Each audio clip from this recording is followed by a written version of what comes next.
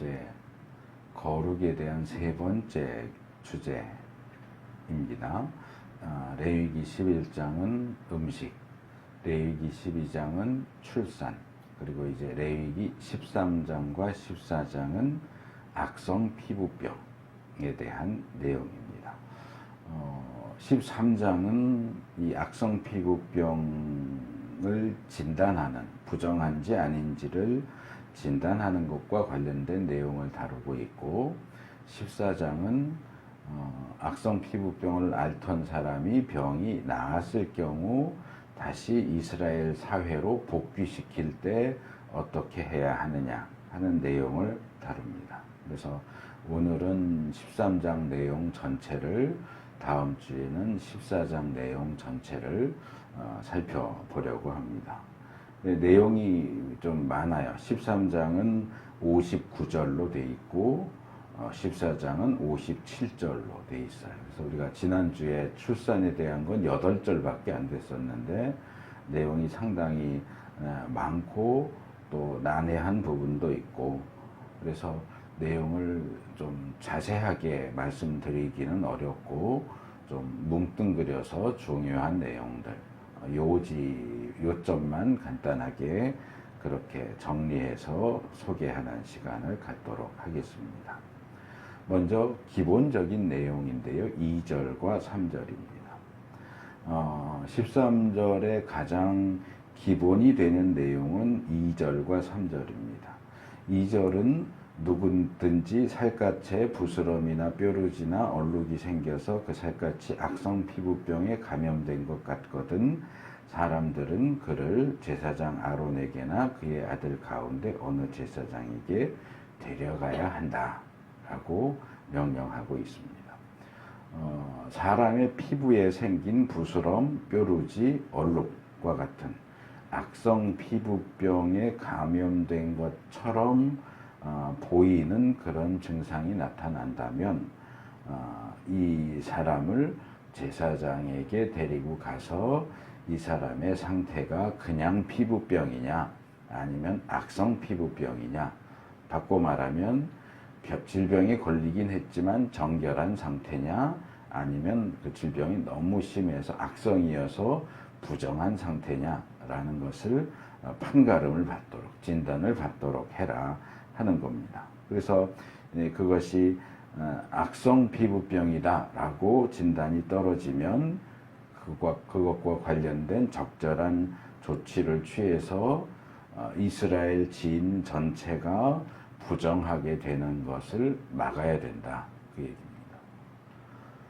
3절은 그러면 제사장은 그의 살갗에 감염된 병을 살펴보아야 한다. 감염된 그 자리에서 난 털이 하얗게 되고 그 감염된 자리가 살갗보다 우묵하게 들어갔으면 그것은 악성 피부병에 감염된 것이니 제사장은 다 살펴본 뒤에 그 환자에게 부정하다고 선언해야 한다.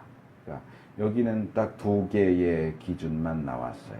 하나는 피부에 상처가 났는데 이 상처가 본래의 피부보다 움푹 들어가 있느냐, 우묵하게 들어갔느냐 아니면 그대로냐. 우묵하게 들어갔으면 악성 피부병이고, 상처가 나긴 했지만 다른 피부와 똑같이 이렇게 평평하면 일반 피부병이고, 그 다음에 이 피부에 난 털이 보통은 이제 검은 털이 나잖아요. 피부에 나는 털도 그냥 상처는 났지만 검은 털 그대로면 정상인 거고, 그러니까 악성이 아닌 거고, 그 털이 하얗게 변했으면 악성 피부병이다. 그러니까 이제 뒤에서 이제 설명을 하겠지만 이건 이제 이런 의미예요. 이건 의학적인 게 아니에요. 계속 말씀드리지만 지금 11장 이후에 나오는 부정하다든지 더럽다든지 그런 것들은 어떤 위생적이거나 이런 개념이 아니에요. 이건 상징적인 개념이에요. 그래서 살이 정상보다 살이 들어갔다는 얘기는 그 병이 사람의 살을 먹어 들어갔다는 뜻으로 이해를 하는 거예요. 그러니까 몸에서 피가 많이 나오면 생명이 빠져나오는 거기 때문에 죽음과 가까워진다고 보는 것처럼 살이 움푹하게 들어가는 것은 질병에 의해서 이 사람의 살이 먹혀 들어갔다는 거예요. 벌레가 먹고 들어가듯이 질병에 의해서 먹혔으니까 부정한 거예요. 그리고 털이 검은색에서 흰색으로 변했다는 건 그런 거죠. 나무가 말라 죽으면 하얗게 되잖아요.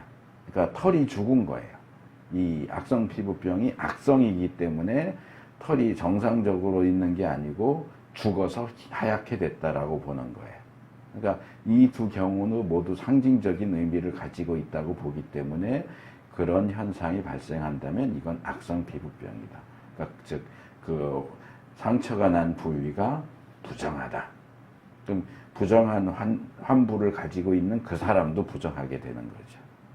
그렇게 이제 판단을 내리고 격리를 시켜야 됩니다. 왜냐하면 다른 사람과 같이 섞여서 살면 그 부정이 다른 사람들에게 전염되니까. 1차 감염, 2차 감염, 3차 감염 이렇게 해서 감염을 시켜서 이스라엘 진 안에 부정을 퍼뜨리게 될 것이니까 부정한 사람은 이스라엘 진 바깥으로 추방시켜서 격리해서 그 사람들끼리 자기들끼리 모여 살도록 그렇게 조치를 합니다. 그래서 이게 이제 가장 기본적인 내용이에요. 악성 피부병의 증세가 어떠냐, 부정한 경우에 어떻게 해야 되느냐를 기본적으로 소개하는 내용이고, 그 뒤에는 이제 조금 더 구체적이고 자세한 내용들이 이제 따라 나오는 겁니다. 근데 우리가 이 13장과 14장이 같은 주제를 다루고 있는데 이런 경우가 사실 많지는 않거든요. 우리가 이미 살펴본 것처럼 한 장씩 11장은 음식, 12장은 출산, 그리고 이제 뒤로 가면 15장은 이제 성기에서 유출, 피가 나오든지 정액이 나오든지 고름이 나오든지 이제 이런 거를 대부분 이제 한 장씩 다루는데 이 부분만큼은 2장을 할애해서 다루고 있어요. 그만큼 중요하다 내지는 심각하다 이렇게 보는 거죠. 그래서 일단은 우리가 이 본문이 말하는 악성 피부병이 뭐냐, 그 정체를 먼저 알고 들어가는 것이 필요합니다. 우리가 지금 사용하는 이 세 번역은 이제 악성 피부병 이렇게 번역을 했는데 이건 굉장히 잘된 번역이라고 말할 수 있습니다. 왜냐하면 우리가 이전에 사용했던 개역은 문둥병 이렇게 번역을 했어요. 문둥병 이렇게 번역을 했고 개역 개정은 나병 이렇게 번역을 했어요. 이제 문둥병이나 나병이나 또는 한센시 병이나 다 같은 병을 가리키는 표현이긴 하지만 이게 이제 좀 말하자면 문둥병 그러면 되게 천시하는 듯한 그런 느낌이 들어서 이제 순화시켜서 나병 또는 한센시병 뭐 이렇게 불러야 된다 이렇게 얘기하기는 하는데 뭐 저는 기본적으로는 뭐 단어를 뭐라고 사용하느냐가 뭐 크게 문제냐. 뭐 예전에 뭐 청소원, 청소부, 그리고 지금은 환경미화원, 뭐 조금 듣기에 좀 덜 하긴 하지만 청소부가 하는 일도 청소고 환경미화원이 하는 일도 청소잖아요. 뭐 같은 일을 하는데 그걸 청소부로 부르나 환경미화원이라고 부르나 뭐 간호사라 부르나 예전에는 간호원 그랬잖아요. 간호원 그랬다가 간호사, 간호원이나 간호사나 뭐 그게 그거지. 뭐 그렇게 이름을 살짝 바꿔서 부른다고 대단한 차이가 있다고 느껴지지는 않는데 뭐 또 본인들 입장에서는 그럴 수도 있어요. 뭐 저도 예를 들어 지금 우반신 마비가 왔으니까 이제 장애인인데 장애인 이렇게 부르는 거하고 병신 이렇게 부르는 건 또 다르잖아요. 그러니까 아마 이제 문둥병, 나병, 한센시병 요것도 이제 듣는 입장에서는 그렇게 좀 부정적이고 불쾌하게 들리기 때문에 이제 그런 것들을 하는 것 같은데 어쨌든 그래서 본문 세 번역은 이제 그것을 악성 피부병이라고 전혀 이제 다르게 문둥병, 나병은 이제 같은 계열의 용어고 이제 악성 피부병은 전혀 다른 계열로 번역을 했는데 이 번역이 괜찮은 번역이에요. 이게 이제 히브리로는 이제 2개의 단어가 같이 사용되는 건데 네가 우리 한글에 내가, 너가 할 때 내가 하는 그거랑 발음이 똑같아요. 내가 짜라 아트라고 하는 단어예요. 내가라는 단어와 짜라 아트라는 단어가 사용되는데 내가는 병 그런 뜻이에요. 원래는 때린다는 뜻이에요. 타격한다. 그러니까 질병에 의해서 맞는다 그런 두드려 맞는다 그런 개념이에요. 타격, 질병 또는 전염병, 재난 이런 뜻이에요. 내가. 이제 본문 같은 경우는 병 되겠죠. 병.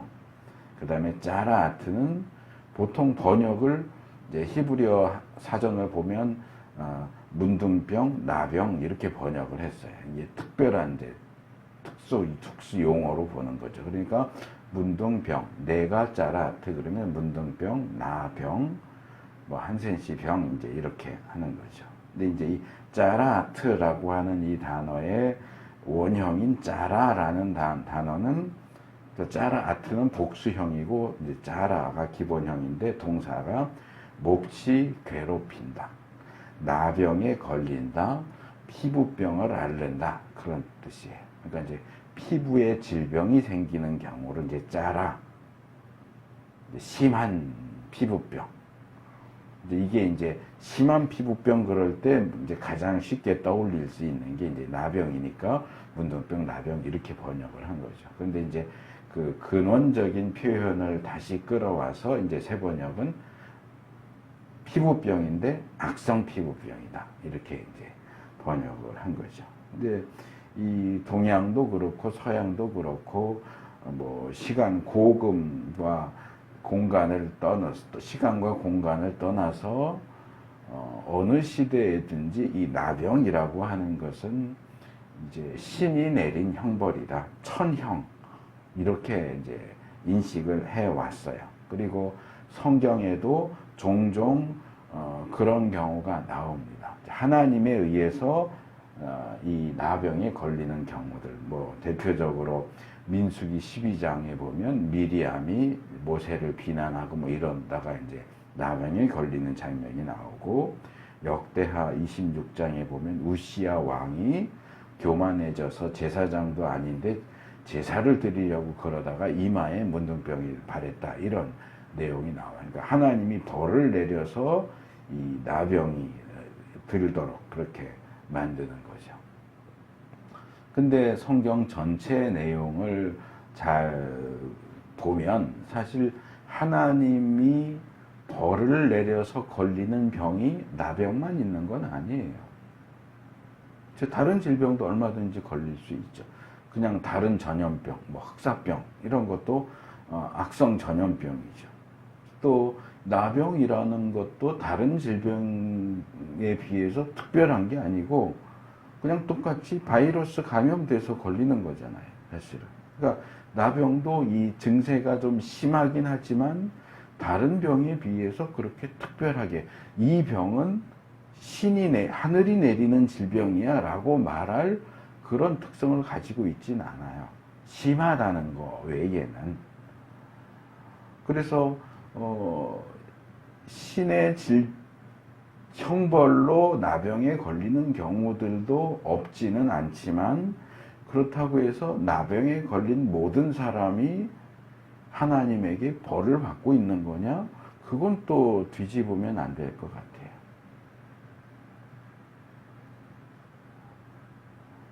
그리고 또 오늘날의 의학적인 연구 또는 이제 신학자들이 이제 이런 본문 같은 것들을 연구하다 보니까 그럼 이 네가 짜라트가 도대체 뭐냐?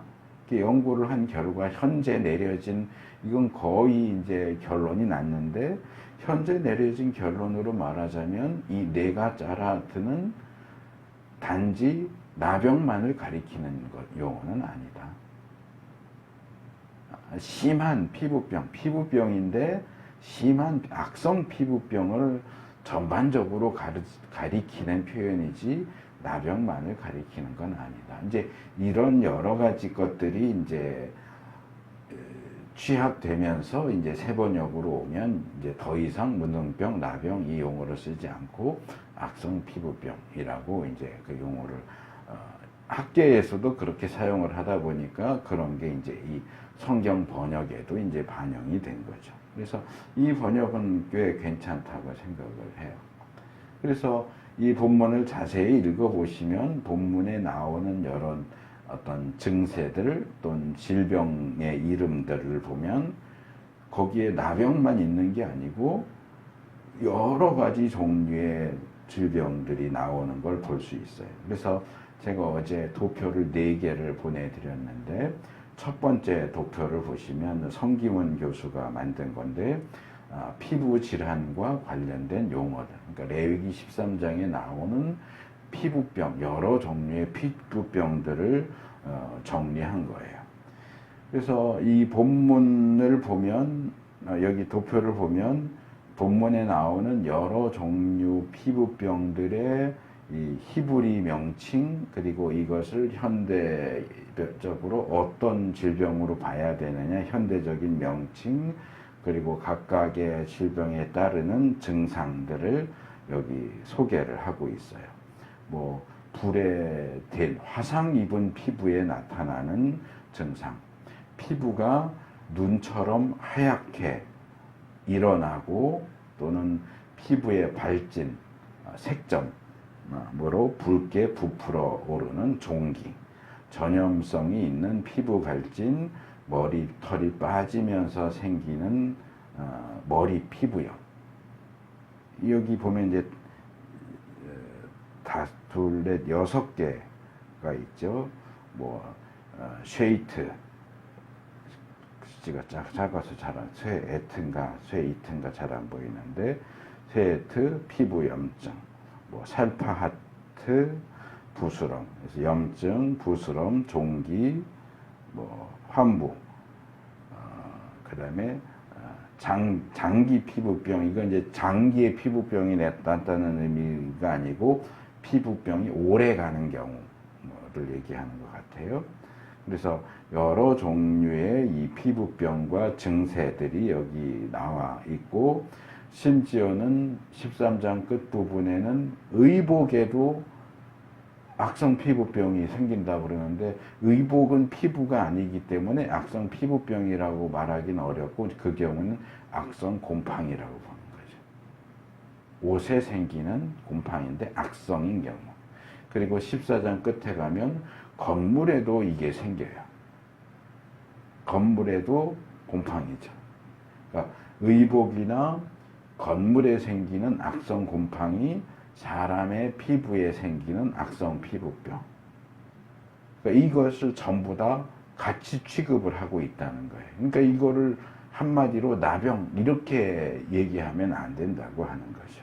그래서 13장과 14장이 다루고 취급하고 있는 것은 악성 피부병 내지는 악성 곰팡이를 가리키는 것이다. 이렇게 이제 일단 용어를 이해하고 넘어가면 좋겠습니다. 그리고 본문 내용을 다루기 전에 좀 이 13장, 14장을 이해하기 위해서 좀 예비적으로, 기본적으로 알아야, 염두에 둬야 할 내용 몇 가지를 소개를 합니다. 이것도 이제 성기문 교수 책에 정리가 잘 돼 있어서 그것하고 좀 다른 거 몇 가지를 더 정리해서 소개를 합니다. 첫째로, 본문을 우리가 의학적인 관점으로 보면 안 된다. 그래서 음식법을 위생적인 관점으로 보면 안 된다라고 했던 것처럼 출산에 대한 거, 이 악성 피부병에 대한 거, 또 15장에 또 유출에 대한 거, 이제 전에는 유출병 그랬거든요, 그냥. 그러니까 출산, 악성 피부병, 유출병 이런 것들이 질병이나 또는 신체와 관련된 내용이기는 하지만 이것을 우리가 의학적인 관점으로 보고 또 적용하고 그러면 안 된다. 의학적인 관점이 어느 정도 들어가 있을 수는 있어요. 여기 뭐 환부, 환자, 감염, 격리 이런 의학적인 용어들이 사용되기는 하지만 이거는 의학적인 목적을 위한 게 아니에요. 제사장이 악성 피부병 걸린 것 같은 사람을 진단하는 것은 치료하기 위해서가 아니에요. 그냥 상태가 정한지 부정한지를 판단하기 위해서 진단을 하는 거지. 아, 병에 걸렸으니까 무슨 약을 먹으세요? 무슨 연고를 바르세요? 이렇게 하려고 진단하는 게 아니란 말이에요. 그래서 정결하면 정결 예식을 행하고, 부정하면 이스라엘 진 밖으로 추방해서 격리시키는 거예요. 치료하지 않아요. 그리고 14장에도 치료가 된 뒤에 이스라엘 사회로 다시 복식기하는 내용이지만, 그것도 제사장이 치료해 주는 게 아니에요. 치료는 전혀 지금 관심사가 아니에요. 제일 중요한 관심사는 뭐냐 하면, 이 사람이 질병에 걸렸는데 이 질병이 부정한 질병이냐 아니냐예요. 악성이냐 아니냐. 요게 중요한 관심사지, 질병에 걸렸는데 어떻게 해야 되지, 뭘 먹어야 되지, 어떻게 해야 치료가 되지, 이건 전혀 관심사가 아니에요. 의학적인 관심사가 없다는 거예요. 그래서 이것은 제사장적인 관점, 제의적인 관점 또는 상징적인 관점에서 이 내용을 봐야 된다. 제사장이 신체에 나타난 증상을 진단하는 것이기 때문에 의학적인 측면을 완전히 배제할 수는 없어요. 그러니까 여기 나오는 용어들이 의학적으로 어떤 질병이냐, 어떤 증세가 나오느냐, 이런 것들을 다루기도 하지만, 어쨌든 결과적으로 제사장은 의사가 아니고, 제사장이 이 진단을 하는 것은 치료를 하기 위해서 하는 게 아니다. 제사장의 진단은 의료 행위가 아니다. 제의적인 행위이지 의료 행위가 아니다 하는 것을 기억을 하실 필요가 있습니다. 그래서 본문을 보면서 이걸 질병의 차원에서 다룰 게 아니라, 이건 부정함의 문제지 질병의 문제가 아니다. 그러니까 이제 과거의 목사님들이나 이제 학자들은 이건 이제 문둥병 이래갖고 이제 실제 그 병을 앓는 사람 또는 앓고 나왔던 사람들이 이제 상처받을 만한 그런 말을 이제 함부로 하는 경우들이 있었는데, 그게 이제 이 본문에 말하는 짜라아트를 문둥병으로 이렇게 확정짓고 의학적인 관점에서 자꾸 얘기를 하다 보니까 나오게 되는 문제인데, 이 본문은 의학적인 얘기를 하는 게 아니다. 질병 얘기를 하는 게 아니다 하는 것이 첫 번째 중요한 관점입니다. 두 번째로, 아까도 잠깐 말씀드렸지만 이스라엘만 그런 게 아니고 고대 근동, 또 고대 근동만 그런 게 아니고 세계 어디를 가도 마찬가지지만, 이 나병은 신의 징계에 의해서 앓는 병이다. 또는 나병뿐만 아니라 사실상 모든 질병이, 그러니까 뭐 질병, 귀신 들려서 병에 걸렸다 이런 경우들도 있고, 또 신이 벌을 내려서 질병에 걸렸다, 꼭 나병이 아니더라도 이제 그런 관점이 일반적이었다라고 하는 거죠. 성경에도 그런 관점이 나와요. 그러니까 나병만이 아니고 질병, 하나님에 의해서 질병이 내려진다. 창세기 12장, 출애굽기 11장, 시편 39편, 89편, 이사야 53장 이런 구절들을 보면, 자세한 구절은 제가 안 불러드렸지만 성경 여러 곳에 질병은 징벌, 형벌에 의한 결과다, 이런 관점들이 본문에 나와 있지만, 그러나 이 레위기 13장, 14장을 자세히 보시면 악성 피부병에 걸린 사람은 죄인이야 이런 내용은 나오지 않아요. 그냥 환자인 거죠. 질병을 앓고 있는 환자이고, 다만 그 질병이 악성이기 때문에 격리를 시키기는 하지만 너 죄인이야 죽어 그러지 않아요. 죄인으로 정죄하지 않아요. 뭐 14장에 가면 회복 절차에 있어서 속죄제를 드리는 장면이 나오기는 합니다만, 그렇기 때문에 이 산모, 출산한 산모도 역시 정결 예식 중에 속죄제를 드리는 게 있어서, 지난주에 제가 속죄제라는 측면에서는 이 부정함 이꼴 죄 이렇게 보기는 어렵지만, 부정함은 죄의 결과다 또는 죄와 관련이 있다. 그래서 부정함을 씻기 위해서 속죄제를 드리는 거다라고 설명을 했는데, 마찬가지예요. 이 악성 피부병 자체가 죄는 아니에요. 죄의 결과고 죄와 관련이 있는 것이죠. 그렇기 때문에 그것을 씻어내기 위해서 속죄제를 드리도록 하는 거지, 이 질병에 걸리는 것 자체가 죄이기 때문에 죄를 씻기 위해서 속죄제를 드리는 건 아니다. 그래서 13장과 14장 어디를 봐도 이 질병에 걸린 사람을 죄인으로 정죄하는 그런 장면은 나오지 않고 죄라는 단어도 나오지 않아요. 그래서 질병이 하나님의 심판의 결과일 수도 있지만, 그런 경우도 있지만, 그걸 뒤집어서 모든 질병은 심판의 결과다, 이렇게 보면 안 돼요. 예를 들어서 지금 코로나 이제 유행인데, 코로나 걸린 사람은 죄져서 코로나 걸렸어, 이렇게 말하면 그건 참 곤란한 문제가 되죠. 그러면 심지어 겨울에 감기 걸려도, 감기도 질병이니까 감기 걸린 것도 죄져서 감기 걸리는 건가요? 그렇게 얘기하면 안 되는 거예요. 어떤 질병은 분명히 심판의 결과일 수 있어요. 그렇지만 모든 질병이 다 심판의 결과인 건 아니에요. 저처럼 뭐 이렇게 뇌경색 와서 우반신 마주 걸렸다 그러면 제가 범죄해서 뇌경색 걸린 걸까요? 제 주위에 저한테 저 아프던 초기에 회개하라고 얘기한 분들이 몇 분 있었어요. 오죽하면 뇌경색에 걸렸겠느냐, 회개해라. 제가 무슨 죄를 져서 뇌경색에 걸렸습니까? 제가 건강관리 안 한 건 인정해요. 건강관리 너 안 해서 그렇게 됐으니까 회개해라. 그러면 오케이 할 수 있어요. 근데 뜬금없이 회개하세요. 이렇게 아프니까 회개하세요. 그거는 욥의 친구들이 욥한테, 고난당한 욥한테 너 죄졌으니까 그런 일 당한 거니까 회개해, 그렇게 얘기하는 거랑 똑같은 거예요. 하나님이 욥의 친구 인정하지 않았어요. 잘못했다 그러죠. 욥의 친구는 욥만큼 정당하지 못하다. 그들의 말은 옳지 않다. 오히려 그런 말을 했기 때문에 너희들 속죄제 다 드리고 욥이 너희를 위해서 중보기도해야 내가 용서해 줄 거야, 그러죠. 그래서 우리가 주위에 질병에 걸리거나 장애가 생긴 그런 사람들에 대해서 함부로 회개하라고 그렇게 말하면 안 되는 거예요. 그 사실은 큰 죄예요.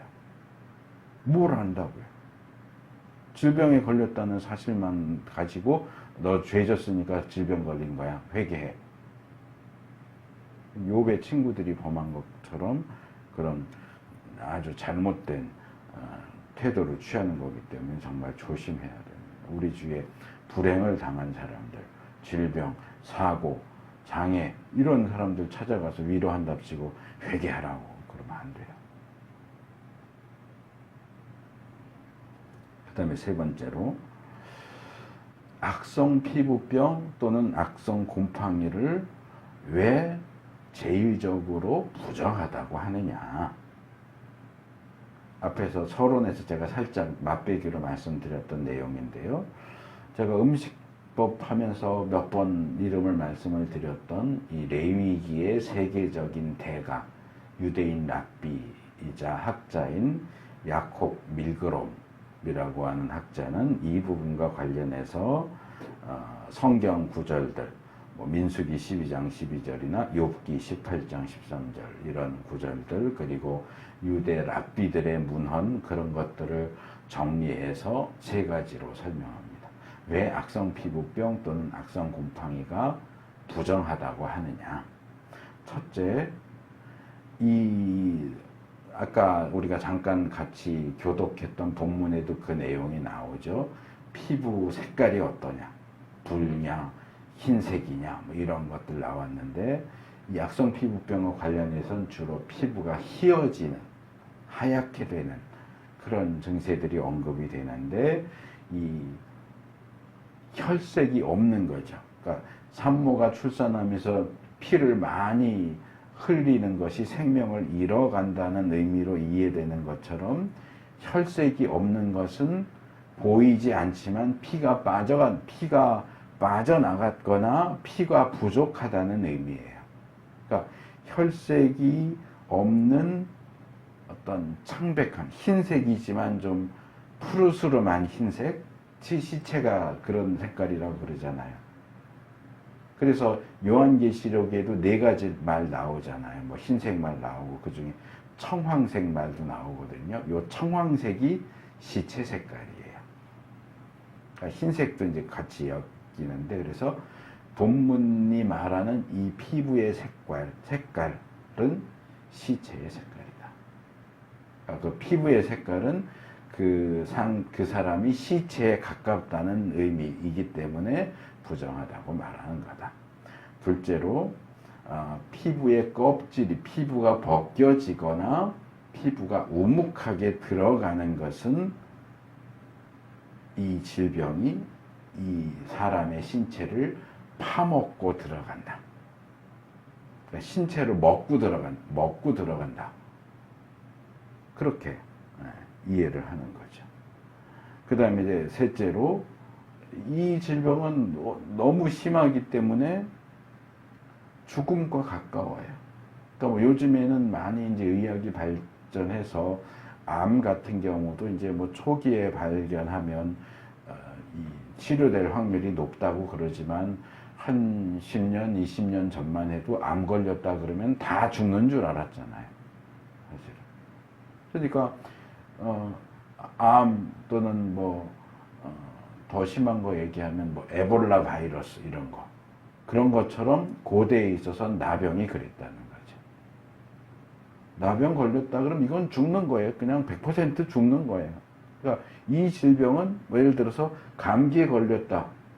뭐 옛날에는 감기에 걸려서 죽는 일도 많았다고 그러기는 하는데, 감기에 비교할 때 나병은 이제 고대 관점에선 나병이라고 생각해 왔으니까 지금 우리는 악성 피부병이라고 생각하지만, 고대인의 관점에서 나병에 걸린 건 감기에 걸린 거하고 전혀 달라요. 그러니까 나병에 걸리면 이건 100% 죽었다고 봐야 되는 거예요. 죽음과 아주 가까운 질병. 그래서 이런 3가지 측면에서 이 고대인들은 이 나병을, 악성 피부병에 걸리면 부정하다고 봤다. 이렇게 이제 설명을 합니다.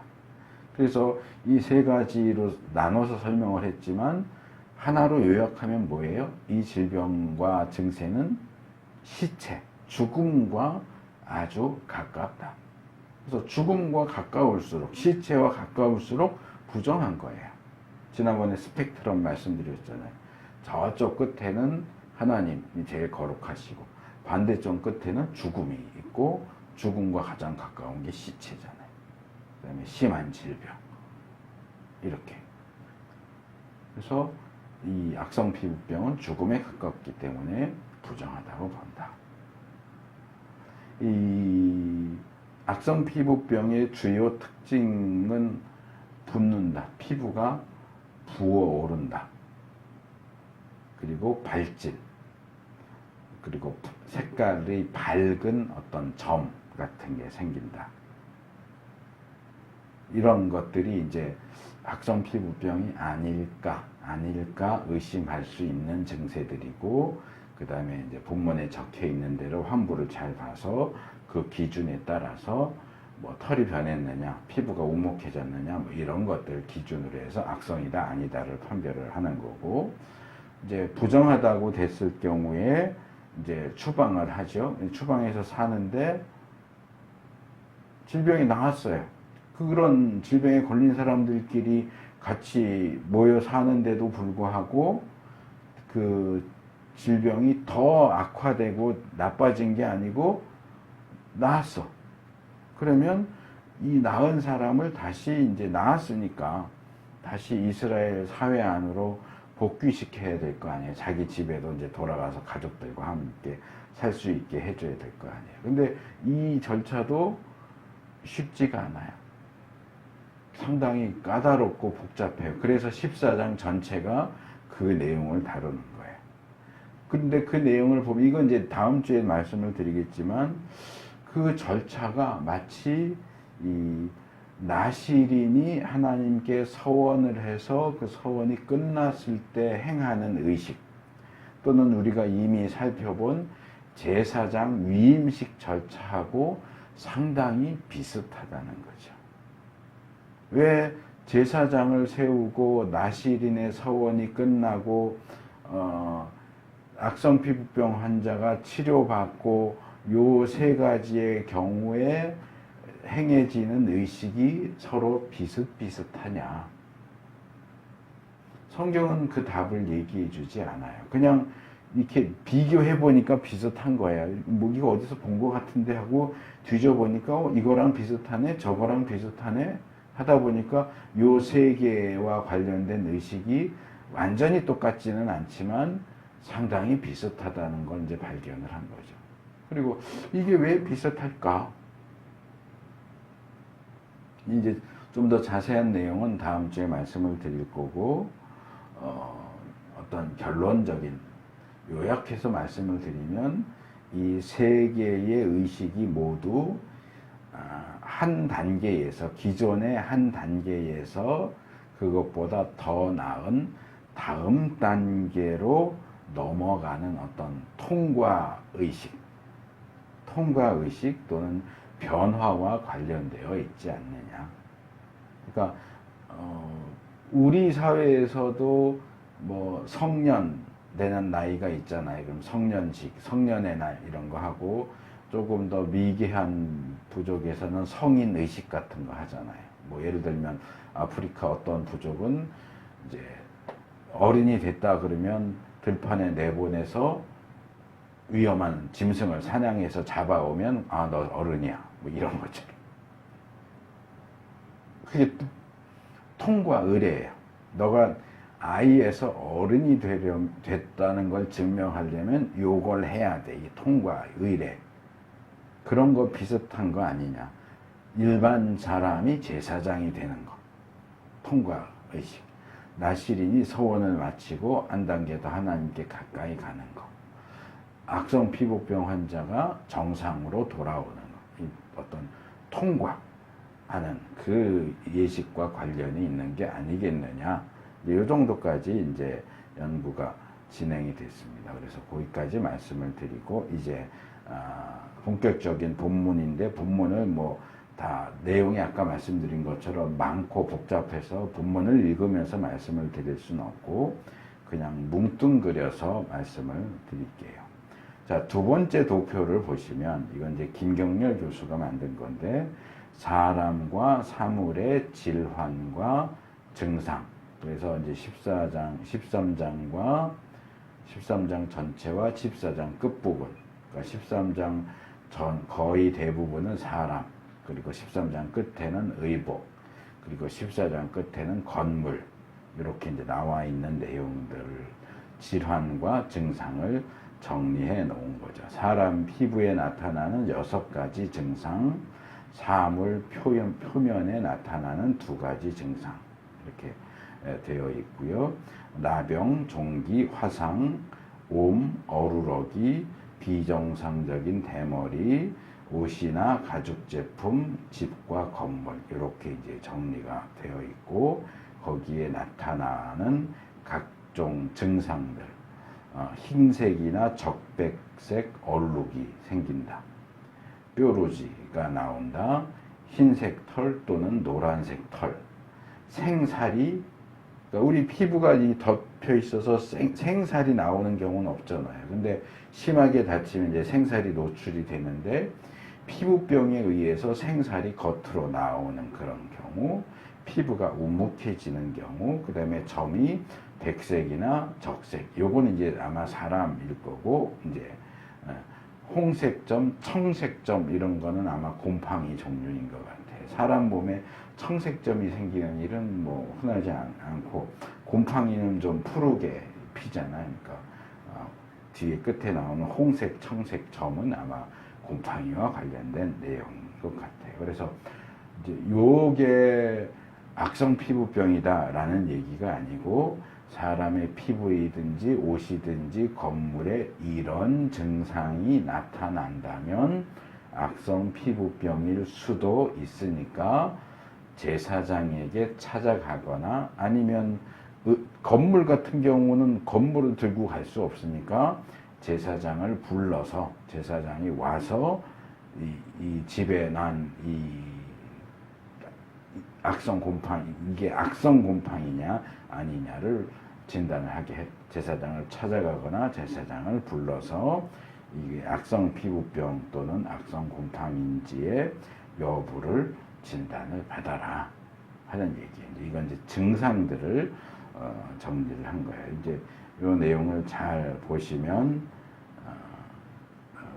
정리가 잘 되어 있으니까 이 본문에 따라서 정리가 되어 있죠. 그래서 나병 증상과 진단, 이건 이제 개역 성경을 기준, 제가 드리는 도표들은 대부분 개역 성경을 주로 쓰고 있을 때 만들어진 도표이기 때문에 용어가 개역 성경에 있는 용어들이에요. 그러니까 그걸 감안을 해서 보세요. 그래도 그거 배려해서 운동병 안 그러고 나병 이렇게 썼어요. 이 김경렬 교수는 나병 증상과 진단 2절에서 17절. 흰색 얼룩, 뾰루지, 흰털, 생살, 우묵함 이런 증상들이 나오고 치료된 종기를 알았는데 나았는데 적백색 혹은 흰색 얼룩, 우묵한 이런 증세가 있다. 이제 18절에서 23절. 화상과 피부 감염 24절에서 28절, 옴 29절에서 30절 이렇게 해서 본문 전체를 간략하게 요약을 하고 있으니까 이 내용을 참고하시면 본문에 무슨 내용, 자세한 구절은 아니어도 13장이 이런 내용들이 나오는구나 하는 것들은 파악할 수 있으니까 이제 도움을 받으시면 됩니다. 그 다음에 이제 세 번째 도표, 이게 제일 커다랗고 내용도 굉장히 복잡해 보이죠. 이게 이제 성기문 교수가 정리한 건데, 증상과 진단 과정과 결과. 어떤 증상, 그리고 진단을 어떤 과정을 거쳐서 하느냐, 진단 결과를 어떻게 보느냐. 그래서, 사실 이 내용 자체가 복잡하고 어렵기 때문에 그 내용을 도표로 좀 쉽게 이해하려고 도표를 만들었어도 도표도 어려워요, 사실은. 근데 요 내용을 불멍이라고 그러잖아요. 불 펴놓고 멍하니 불 보는 거 불멍이라고 그러는데, 도표 멍을 한번 해보세요. 이 도표를 딱 확대해갖고 펼쳐놓고 멍하니 계속 들여다봐 보세요, 한번. 그러면 이게 굉장히 복잡해 보이는데 뭔가 패턴이 있어요. 제가 지난번에도 얘기하다가 음식법 할 때 패턴 말씀드렸잖아요. 창세기 1장에도 패턴이 있다.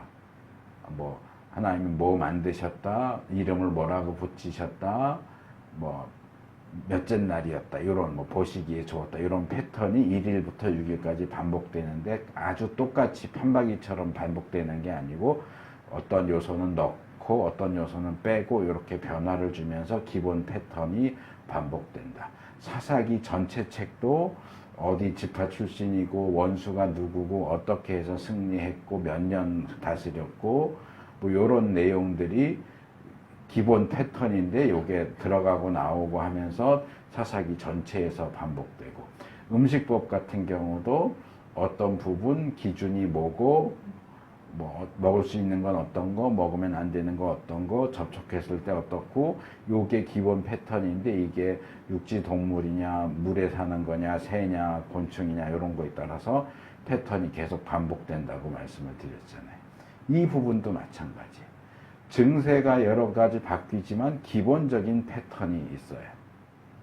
그래서 그걸 보시면 도움이 될 것 같아요. 그 기본 패턴 중에서 가장 중요한 건 뭐냐 하면, 모든 진단은 기본적으로 3단계에 걸쳐서 행해진다는 거예요. 물론 1단계에서 결론이 날 수도 있어요. 그런데 요거 악성 피부병이 맞나 아닌가 헷갈리는데, 그런 헷갈리는데 에이 모르겠다, 부정하다 이렇게 하지 말라는 거예요. 부정하다, 섣불리 부정하다든가 아니면 정결하다든지 어느 쪽이든지 확실하지 않은데 섣불리 진단을 내리지 말고 헷갈리면 7일 더 뒀다가 다시 보고 2단계 진단하고 2단계 진단을 하는데도 아직도 잘 모르겠어. 그러면 또 7일 뒀다가 3단계 진단을 해라. 최소한 3번에 걸쳐서 아주 신중하게 그렇게 진단을 내려야지. 이게 굉장히 중요한 문제잖아요. 집에서 쫓겨나고 사회에서 쫓겨나야 돼요. 사람의 경우. 의복 같은 경우는 불태워버려야 되고 건물 같은 경우는 헐어버려야 돼요. 근데 이걸 한번 보고 아이 자세히 보기 귀찮은데 그냥 대충 얘기하자. 정결해.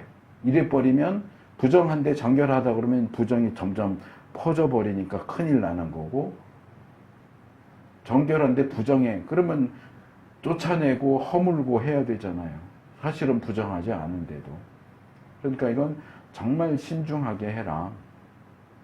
3단계에 걸쳐서 진단을 하고 3단계에 오늘 아까 읽은 본문 끝부분에 나오죠.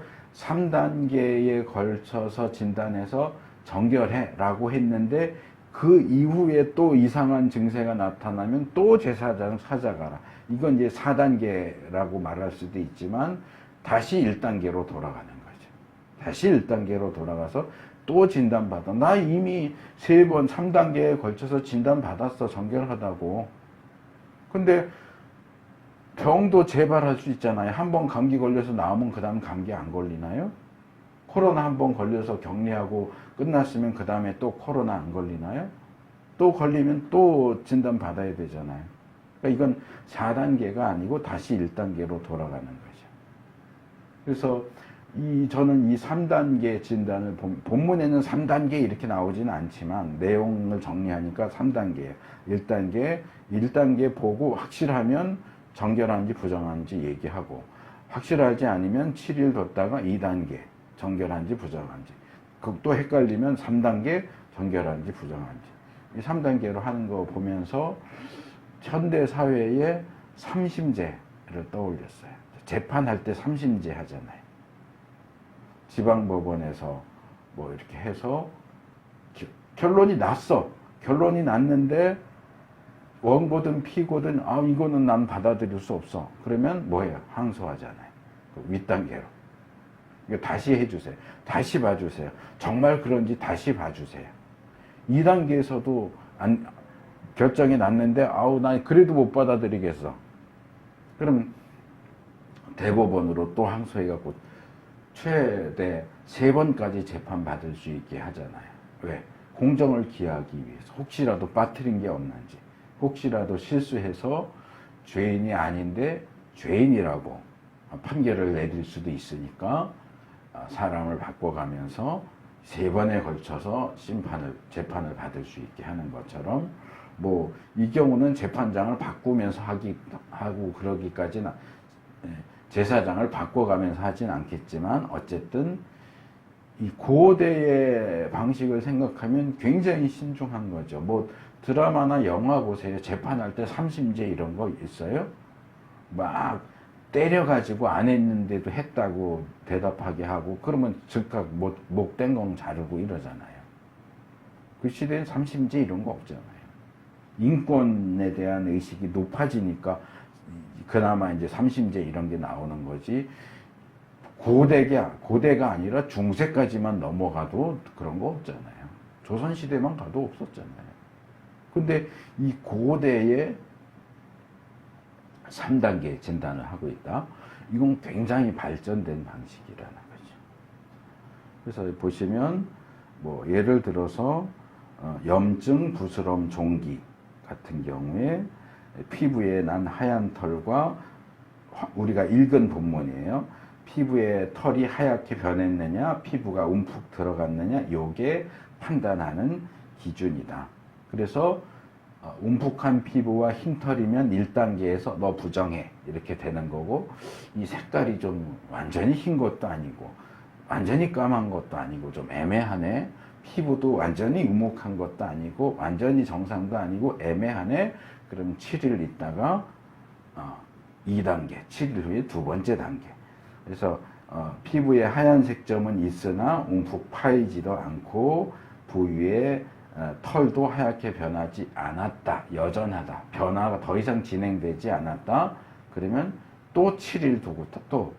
그래서 세 번째 단계에서 부위가 오히려 흐려졌다.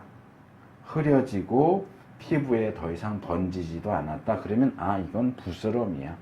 악성 피부병이 아니고 그냥 일반 피부병이야.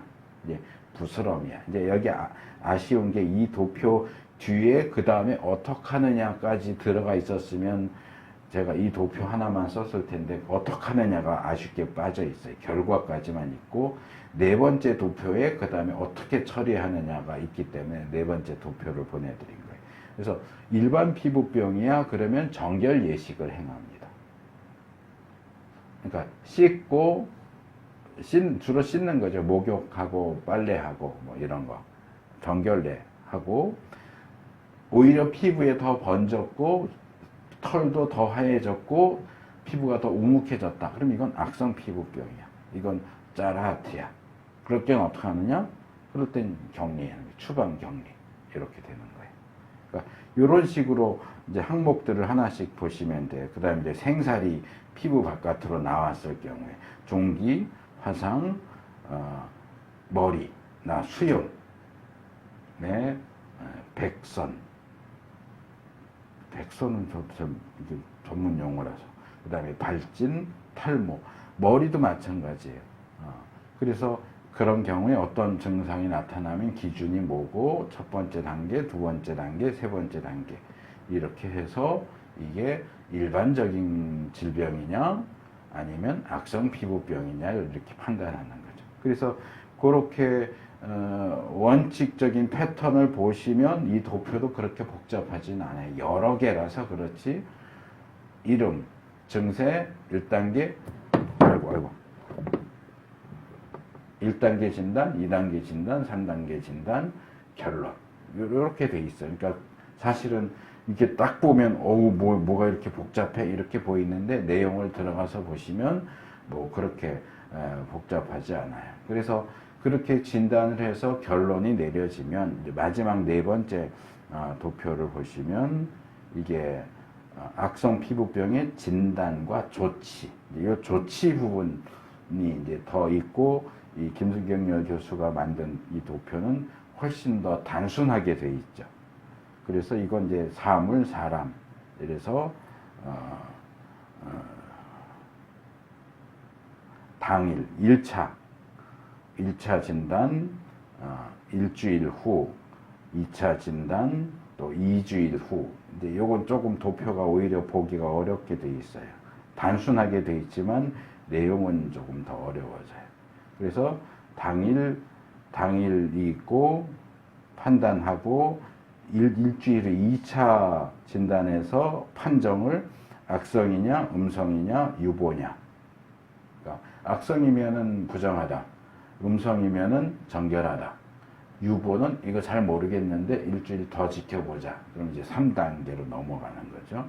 그러니까 요 판정이라는 박스가 당일하고 일주일 후에도 사이에 집어넣었어야 더 완벽한 표가 되는 건데 당일해서 판정을 악성, 음성, 유보. 그래서 2단계로 가서 또 악성, 음성, 유보. 그리고 이제 3단계에서는 유보는 없어요. 그래서 봐서 3단계에서도 악성이다 그러면은 옷이면은 소각, 건물이면 파괴, 사람이면은 격리, 추방. 음성이다, 정결하다 그러면 정결례. 여기 조치가 중간에 나와 있죠. 그래서 소각, 파괴, 정결례, 격리, 폐쇄 뭐 이렇게 해서 제일 마지막에 또 조치가 정결례 아니면 소각, 파괴, 추방, 격리 이렇게 이제 조척에 대한 내용까지 나와 있죠. 그래서 이렇게 이제 13장 내용을 정리를 할 수 있어요. 여러 가지 사람은 6개, 의복, 그 다음에 건물, 사물은 2개, 어떤 증세, 기준이 뭐고, 해서 부정하냐 정결하냐 잘 모르겠다. 그러면 일주일 있다가 2차 진단 부정하냐 정결하냐 잘 모르겠다. 3차 진단 부정하냐 정결하냐. 부정하면 소각, 파괴, 격리. 정결하면 정결례. 이렇게 이제 진행을 하게 되는 겁니다. 추가적으로 좀 몇 가지 말씀을 드리면 이제 본문에도 좀 이해하기 어려운 게 그래도 뭐 음식법이나 출산만큼 어렵지는 않지만 그래도 요건 조금 추가적인 설명이 필요하겠다라는 게 있어서 몇 개, 3개 정도 말씀을 드리면 첫째로는 이 대머리에 대한 얘기가 중간에 나와요. 근데 이제 여기 대머리에 대한 내용이 나오기 때문에 우리가 본문을 꼼꼼하게 안 보고 슬쩍 넘어가면 이거 대머리도 부정한 거 아니야? 이럴 수 있어요. 그리고 훨씬 뒤에 왕정시대에 넘어오면 불행하게도 그 대선지자 엘리야의 제자인 엘리사가 대머리였던 것 같아요. 그래서 엘리야가 승천하고 엘리사가 사역하던 시절에 이 어떤 불량배들이 엘리사를 막 놀리고 욕하죠. 대머리야 올라가라, 대머리야 올라가라. 이래갖고 엘리사가 저주를 했더니 곰이 나와서 다 죽였다. 그런 내용이 나와요. 아주 어렵진 않지만 살짝 난해 구절이긴 한데 거기 보면 이제 선지자한테 대머리야 이랬거든요. 그러면 이제 레위기 본문을 오해한 상태에서 그 본문을 읽으면 야 이거 선지자한테 대머리라고 부정하다고 너는 거의 나병 환자급으로 부정한 놈이야 이렇게 욕한 거 아니야 이렇게 오해할 수 있는데 아니에요. 본문을 자세히 보시면 대머리 자체는 부정하지 않아요. 그러니까 대머리인 그 피부에 붉고 흰 얼룩이 생겼을 경우에 문제를 삼는 거지 대머리 자체를 문제로 삼는 게 아니다. 저도 저희 아버지 닮아서 자꾸 이 가운데가 없어지고 있는데 그래서 제가 설교 연습 영상 편집할 때 보면 제가 이렇게 숙이면 여기가 이제 어떤 날은 좀 덜 보이고 어떤 날은 좀 훤해 보이고 그래서 평소에는 뭐 의식 안 하고 사는데 그 영상 보면 자꾸 신경이 쓰여요. 근데 대머리 자체가 부정한 건 아니에요. 그 대머리가 된 그 피부에 붉은 얼룩이나 흰색 얼룩이 생겼을 경우에 악성 피부병일 수 있다 라고 보는 거죠. 대부분은 이제 이건 마른 버짐, 마른 버짐을 건선이라고 그러거든요. 이 한문으로 건선, 마른 버짐.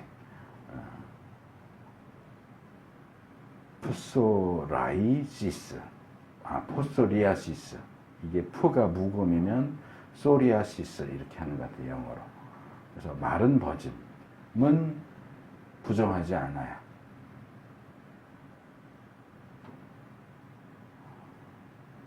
마른 버짐은 부정하다고 보는 건가? 제가 여기다 써놓고서도 저도 헷갈리네요.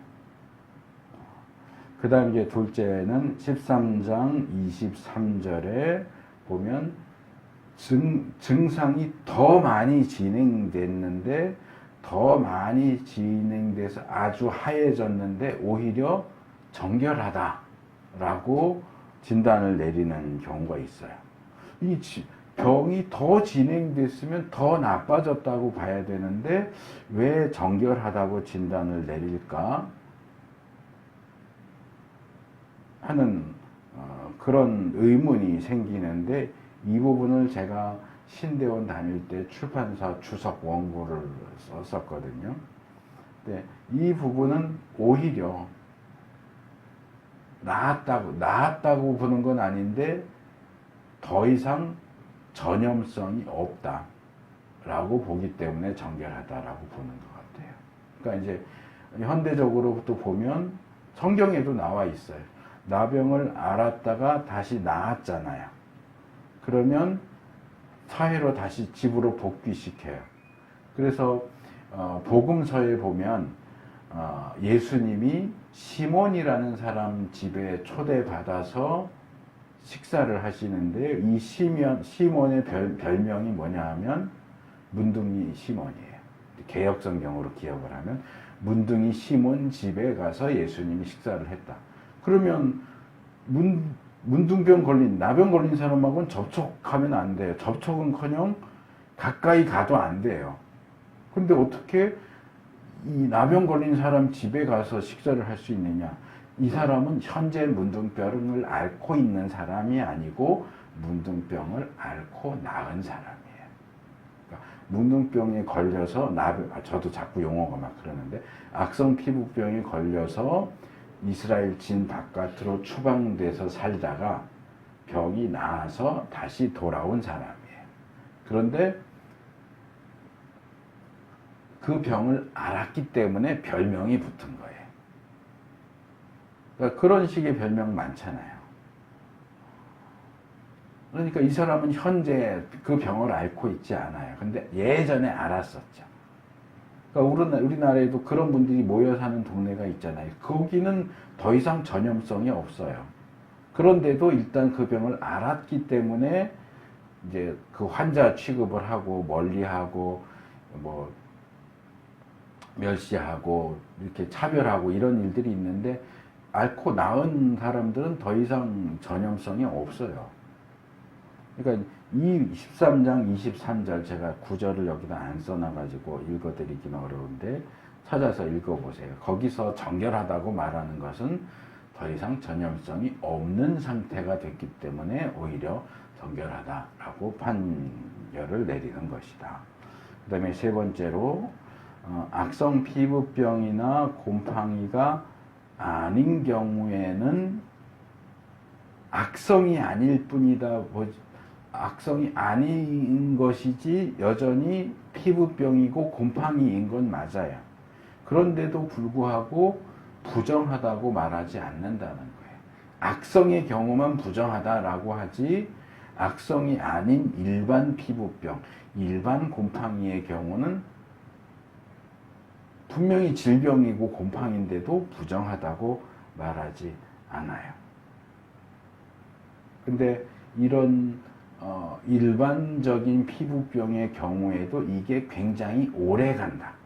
정상 이상으로 오래 가면 그것도 악성이라고 보기도 해요. 그래서 여기서는 이제 중요한 건 전염성이에요.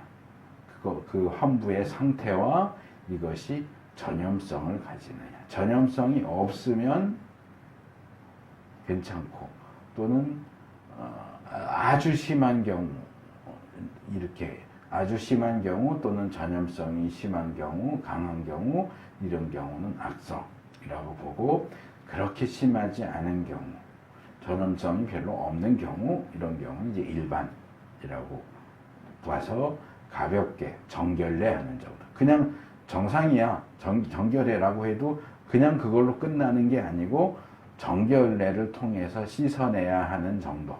역시 부정하긴 하지만 약한 부정이죠.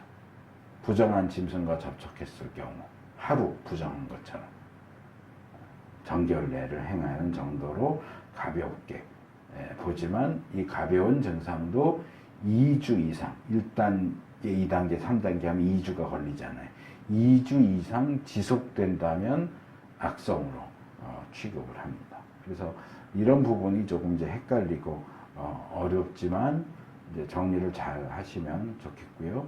그 다음에 마지막 45절, 46절 이제 조치죠. 아까도 말씀을 드렸던 부분인데 이제 간단하게 말하면 그렇죠. 물건은 태워버리고 옷은 태워버리고 건물은 헐어버리고 사람의 경우는 추방해서 격리시킨다.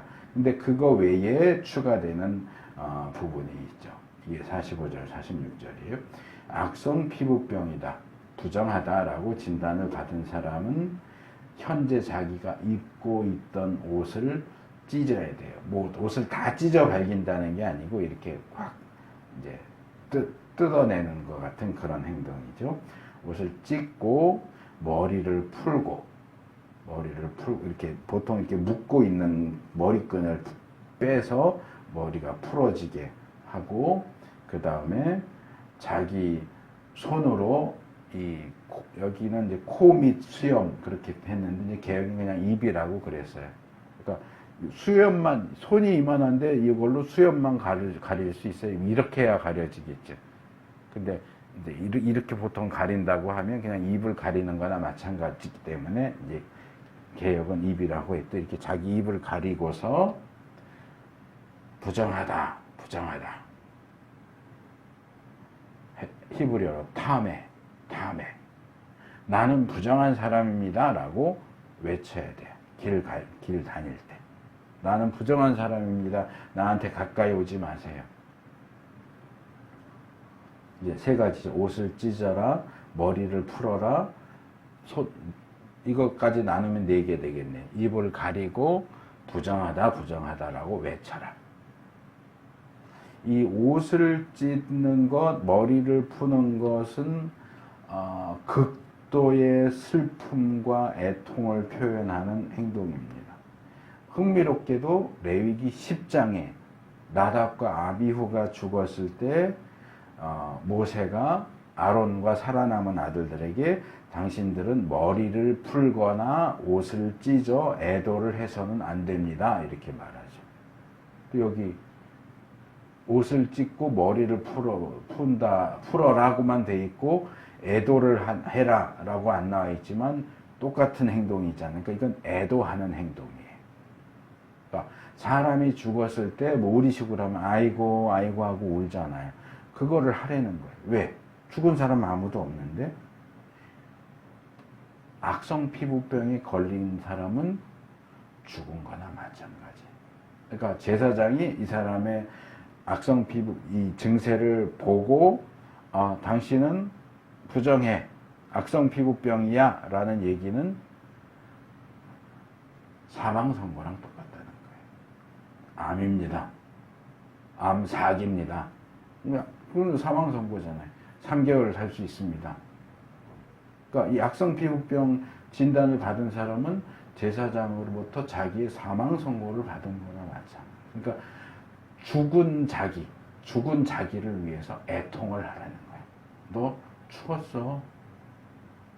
그러니까 아이러니하지만 아직 살아있지만 너는 죽은 거나 마찬가지야. 죽었어 라는 사망 선고를 받았기 때문에 죽은 자기를 위해서 스스로 옷을 찢고 머리를 풀면서 애도를 하는 거죠. 그 다음에 윗입술을 가리는 행위도 사람이 죽었을 때 애통을 하는 거나 에스겔 24장 17절 22절 애통할 때도 윗입술을 가리거나 또는 수치스러울 때의 표현이 미가서 3장 7절에. 그러니까 뭐 우리는 사실 이런 장면을 기쁠 때 많이 하는 걸 보죠. TV 같은데 뭐 오디션 프로그램 할 때 누구 합격 그러면 딱 손으로 입 막잖아요. 너무 놀랐을 때, 너무 좋을 때 이렇게 가리는 이거랑 비슷한 행동인데 성경적으로 보면은 너무 슬플 때, 수치스러울 때 이렇게 이게 이제 지역별로 지방별로 다르니까 그렇죠. 이제 이스라엘 이쪽에서는 손으로 이렇게 가리는 것은 기쁨의 표현이 아니에요. 놀람의 표현이 아니고 너무 슬프다. 너무 수치스럽다. 라고 할 때 손으로 입을 가리는 거예요. 그리고 길을 다닐 때에 그러니까 사실 악성 피부병 진단 받은 사람이 일반 이스라엘 사회의 길거리를 다닐 일은 없죠. 추방돼서 격리당하니까 사실은. 그러니까 아마 추방되기 직전의 상황을 얘기하는 걸 수도 있고 자세한 상황은 모르겠는데 어쨌든 일반 사람들 사이에 다닐 때에는 악성 피부병 환자가 아닌 것처럼 그렇게 다니면 안 되고 티를 내라는 거예요. 손으로 가리고 나는 부정한 사람입니다. 나는 부정한 사람입니다. 부정하다.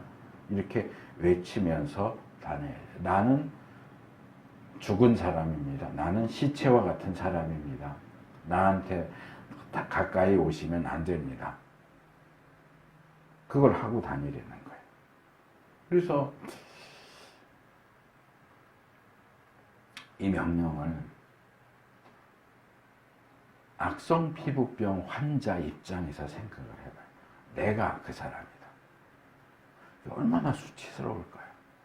악성 피부병 걸린 것도 수치스러울 때 다른 사람들 앞에서 이러고 입 가리고 나 부정한 사람이고요.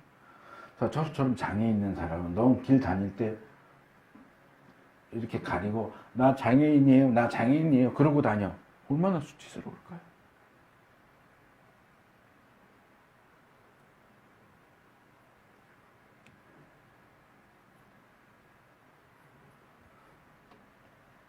누구 말처럼 정말 자괴감이 들 만한 그런 명령이죠. 병에 걸린 것도 서러운데 나의 부정과 수치를 공개적으로 알리면서 사람들 저거 이러면서 피해가도록 그렇게 하면서 다녀라. 근데 조금 방향을 틀어서 생각하면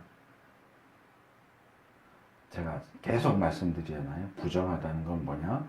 위생적이거나 의학적인 게 아니고 상징적인 거다. 부정은 뭐다? 죽음이다. 시체다. 죄다. 그러면 상징적으로 악성 피부병에 걸린 사람은 죽어 마땅한 죄인이에요. 그러니까 실제로 이 병에 걸린 사람이 죄인이라는 얘기가 아니다라는 건 앞에서 제가 한참 했어요. 이제 상징의 세계로 넘어와서 보자고요. 제사장의 상징의 세계로서 넘어와서 보면 악성 피부병에 걸린 사람은 죽은 거고 시체고 죄인이에요. 그러면 이 사람이 죄인이라고 볼 때는 이 죄인은 신약식으로 얘기합시다. 지옥 가야 마땅한 죄인이 받아야 할 당연한 수치고 형벌이죠. 죄인이잖아요. 제가 가끔 보면서 저거는 말도 안 돼 하고 화를 내는 장면 중에 하나가 이런 거예요. 막 희대의 살인마, 강간범 이런 사람들 잡혀가서 검찰에서 나오고 이제 교도소 가느라고 끌어가면 양쪽에서 형사 둘이 이렇게 붙잡고 가잖아요. 마스크 쓰고 모자 쓰고 있어요. 기자들이 모자 좀 벗어주세요. 마스크 벗어주세요. 그럼 안 하잖아요. 그것도 인권이라고요?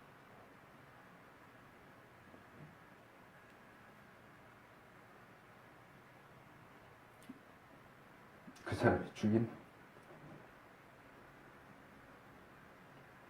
죽인 사람 인권은 죽은 사람 인권은 어디 가고 죽인 사람 인권을 챙겨줘야 된다고요. 그거랑 비슷한 거예요. 모자 못 쓰게 해야 되는 거예요. 마스크 못 하게 해야 돼요. 얼굴 보여줘야 돼요. 모든 사람 보는 앞에서 이게 그 살인마의 얼굴입니다.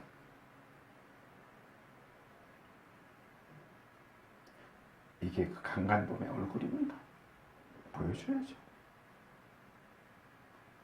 지금 본문은 악성 피부병에 걸린 사람을 그런 범죄자 취급을 하고 있는 거예요. 말하자면. 자, 다시 말씀을 드려요. 악성 피부병에 걸린 사람이 죄인인가? 아니에요. 환자죠. 그런데 이건 어떤 의학적인 관점, 일반적인 관점에서 하는 얘기고 상징의 세계로 넘어오면 악성 피부병에 걸린 사람은 죄인이에요.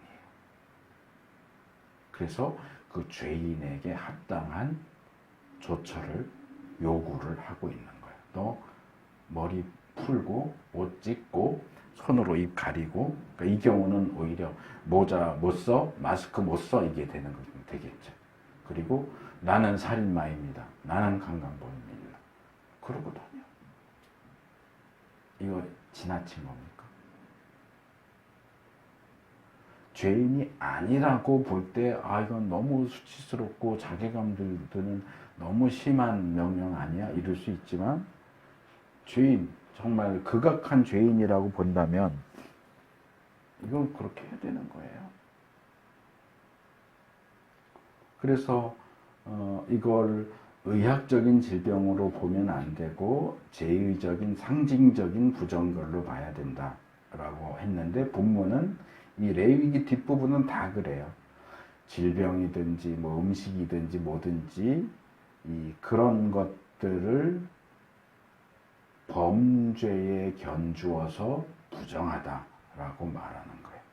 질병은 뜻하지 않게 걸릴 수 있지만 범죄는 뜻하지 않게 저지르는 경우는 거의 없어요.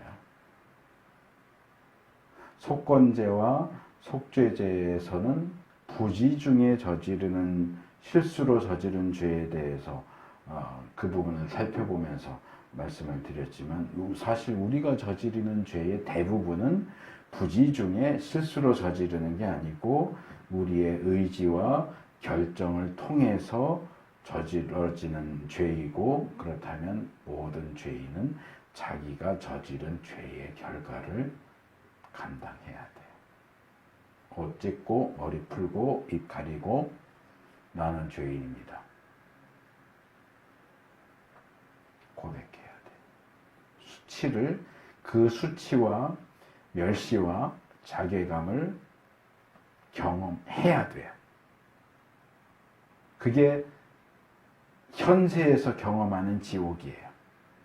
죽어서도 지옥 가겠지만 현세에도 지옥을 경험하게 하는 거예요. 그리고 46절에 보면 격리시키죠. 병에 걸려 있는 한 이스라엘의 진 바깥에 혼자 따로 살아야 하는데, 이런 사람들이 많아지면 이게 그룹을 형성하는 거죠. 혹시 기억하실지 모르겠는데 벤허라는 영화 있잖아요.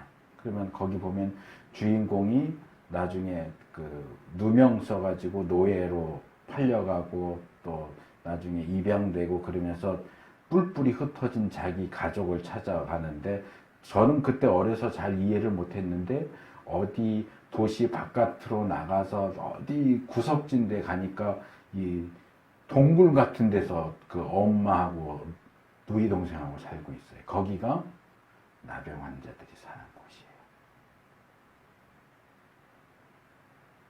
그러니까 막 이렇게 천으로 입도 가리고 그러고 있는 장면이 있어요. 다시 한번 찾아서 보세요. 거기가 격리구역이에요. 그런 데 가서 원래는 혼자 살아야 되지만 같은 질병 가진 사람들이 계속 모이면 그렇게 이제 그룹을 형성해서 사는 거죠.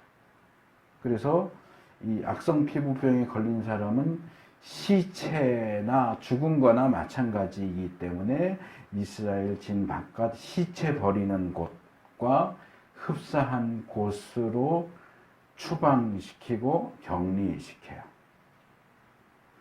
유대 랍비들은 이 규정을 더 강화시킵니다. 그래서 아예 이렇게 해요.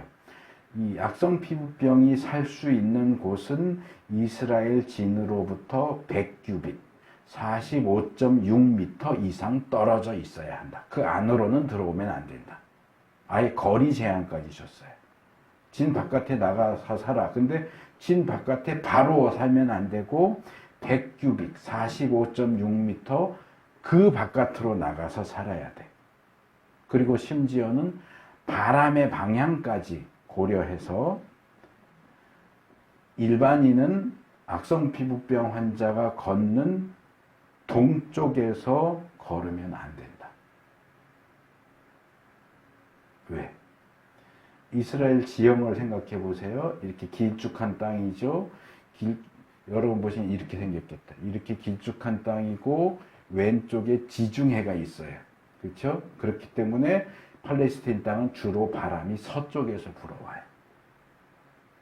그러니까 악성 피부병 환자가 옆에 서고 그 동쪽에 일반인이 서면 서쪽에서 불어오는 바람에 의해서 악성 피부병 환자로 인한 감염이 일반인들에게 될 수 있다고 보는 거예요. 그러니까 바람 불어오는 쪽으로 악성 피부병 환자가 걸으면 안 돼요.